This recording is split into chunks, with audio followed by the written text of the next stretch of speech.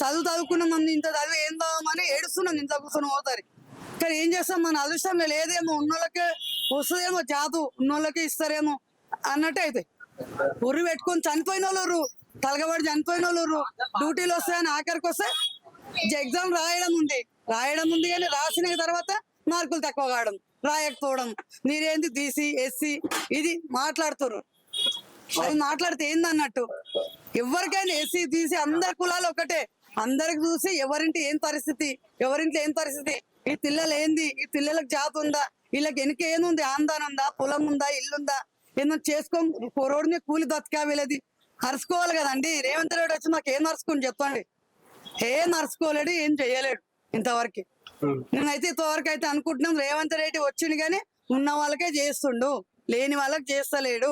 మా పిల్లల మటుకు ఇంతవరకు మాలాంటి పిల్లలు, మా తల్లిదండ్రులు తేదంటి వాళ్ళ పిల్లలు చాలా మంది చదువుకున్న వాళ్ళు, డిగ్రీ అంతా చేసిన వాళ్ళు ఉన్నారు. కానీ వచ్చిన వాళ్ళకే వస్తున్నాయి జాతులు, ఇచ్చే వాళ్ళకే ఇస్తుండు. నష్టం ఏంది, మాకే నష్టపోతున్నాం. ఈ రోడ్డు మీద కూర్చొని బతామంటే కూడా ఈడ కూడా తీసేయాలో ఉండొద్దు అని అంటారు. ఆఖరికి వస్తే మా పరిస్థితి అందరం కలిసి ఒక కుటుంబం కలిసి ఈ రోడ్ల మీద బతుకులు పోతే చనిపోవాలనుకుంటున్నాం ఒక్కోసారి.